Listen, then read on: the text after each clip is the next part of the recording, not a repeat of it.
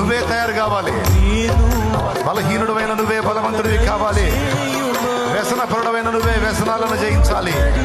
చంచలుడమైన నువ్వే స్థిర మనస్సు కలిగిన వాడివి కావాలి. నా దేవుడు చేస్తాడు నిన్ను, నా దేవుడు చేస్తాడు తల్లి నిన్ను, నా దేవుడు చేస్తాడు ఆయన నిన్ను. ఏలియా ప్రార్థింపగ పొందిన శక్తి నీలో ప్రార్థింపగ దయచే. అది యెహోషువ అడిగినదే. ఏలియా ప్రార్థింపగ మోషేకి తోడైనట్టు నాకు తోడైలేవా? నన్ను నడిపించలేవా? నా దగ్గరికి రాలేవా?